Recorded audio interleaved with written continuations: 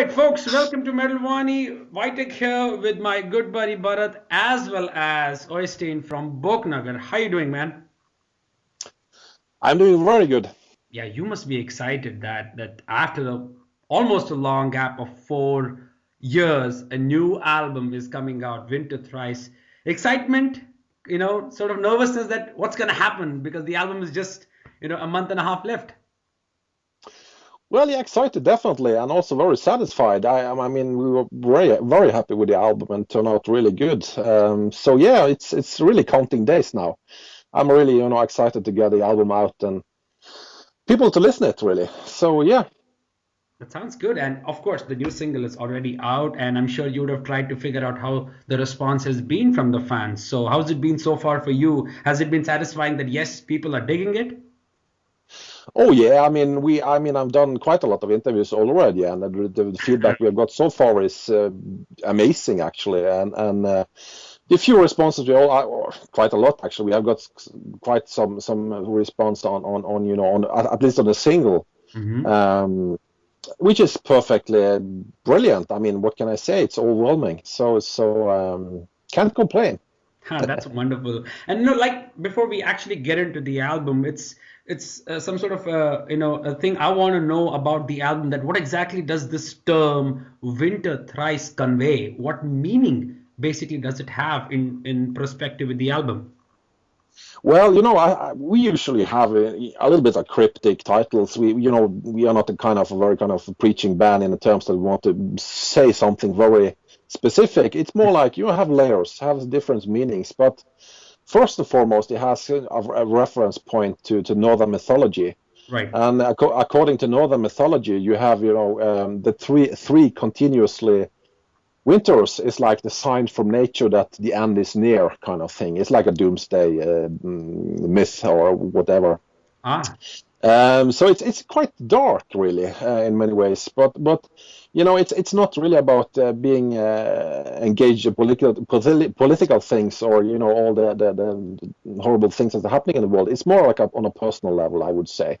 It's more like a reflection about the circle of life and death and stuff like that. So it's more a kind of philosophical scope on the existence of me and you. Excellent, because like you said, that it talks about more like it has a role of a nature in it, and that's something which has been part of Borknagar for a very long time. That how you guys bridge between the connection, between the human beings and the nature through your music. So, it always, kind of surprised me, like what exactly, leads this to an inspiration in your mind to create this sort of a bridge between the nature and the music which you compose. To me personally, it's about, there is a lot of facets here going, and as I have a musical history and, build it around and some basic ideas from the 90s. But for me, it's, I'm a boy from the countryside, really. I've grown up in the countryside. I've always spent a lot of time in nature growing up. It was my playing ground back then. Mm-hmm. So for me, it's a very natural step to take in terms of, being an artist, being, writing lyrics and doing music. It's very natural to have this natural scope on things, really. It's more like the scope from nature rather than, having the scope from civilization into nature. Right. Thing. It's more like, I spend, when life is tough and, things are stressful and all that stuff, nature is for me always a safe haven, a place I can, my ground zero in many ways in my life.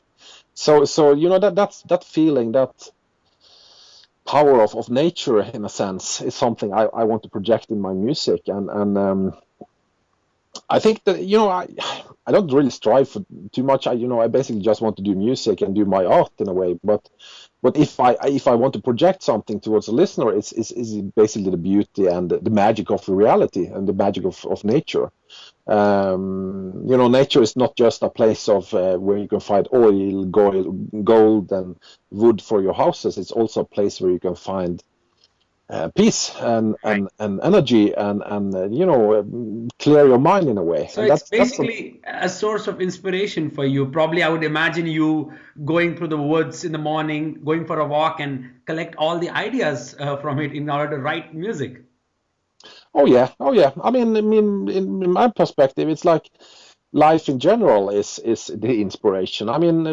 Life holds so many things, so many facets, and I don't usually point my finger on one album or one band or one thing that inspires me. It's kind of yeah, eclectic. It's all parts of life inspired to music in many ways. That's awesome. And for you, because you being from Norway, has that surrounding, the essence of Norway has got something to do with the music, which actually helps you shape up your sound. Oh yeah, of course. I think I really think that you are kind of born of in Norway you have a saying like you are what you eat kind of thing. Right. But I also think that you are where you live in a way. Not necessarily only that, but I've always traveled a lot as well. So that's I'm not that kind of a very dodgy local, so to speak. But I think you kind of you will be influenced by your surroundings you live in. I think Norwegians, of course, is inspired by the nature, and probably Norwegians in general has a little bit of a closer relationship to nature than in many countries. Because Norway is a big country, but we are quite few people, so there is a lot of forests and mountains and nature in general. That's awesome. Getting back to the album, now I've been listening to the album for the past 2 3 days, and I realized that there's more clean vocals in the album compared to your earlier work. So was that like a conscious decision, or was that a natural transition from the stuff that you were doing in old? Well, it's usually things like that is something that just evolves. I don't plan too much up front, and that's some of my philosophy with music. I just want to let it out. I just want it to become what it's become really, as a process, as a result of the process we are in at that point. So yeah, I had the only idea I had for this album actually in terms of vocals was that okay, this is the 10th album, and also it's kind of celebrates the 20th anniversary of the band in a way. Yeah. The first album in 1996. So we wanted to do this album a little special, and my idea was all the way from the beginning of this album to make it to have a lot of focus, work a lot with the vocal side of things. We wanted to make this sum up the musical history of the band. And if you ask, fans or people that are familiar with the band, if you ask them what is typical with the band or what is the band known for, I guess some people will respond in the direction that the vocalists in the band you had Garm, you had Isis Vortex, and now Andreas on the episode. So it was a natural step for us to push this vocal aspect of the band a little bit more this time, I would say. So yeah. Also, the album sounds massive. The scope is so much bigger than Urd and Epic and Empiricism and things like that. The production is. I've never heard a Borknagar album sound so good. How was it working in the studio with this album? From a production standpoint, did you know that you were going to achieve this particular quality and work towards it, or was it like on the fly decision? Well, we had some experience with we also did it in previous album Ød with Jens Bogren in Fascination Street Studio, so we had an experience on that one, and knowing, Jens Bogren, when we did the previous album, that was for us, at least for me, a huge revelation in terms of production, mixing, mastering, and everything. He found the nerve of the band. He opened the door. He kind of deciphered the whole chaos thing with the band, so to speak. It's pretty complicated music. There's a lot of guitars going, a lot of melody lines, and it's really stacked up. So, but he was able to find the nerve of the band. Knowing that, and working on another album, and of course we aimed for also for this album to mix it in Fascination Street Studio. We could work with the foresight that okay, we Jens Bogren is probably one of the best producers or engineers in the world, I would say, in terms of metal.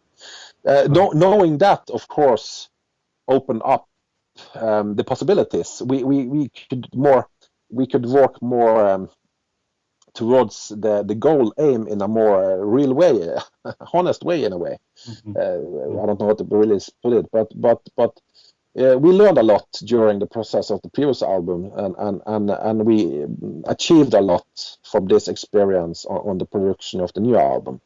But as usual, I mean, as for the previous album, we recorded everything ourselves. I produced the most part of all the guitars, did all the editing, and we kind of just delivered the files to Jens Bogren. But he learned to know the music, and the second step, we was able, both from the band side but also from the studio side, to kick everything up a notch in terms of production, to make it open, big.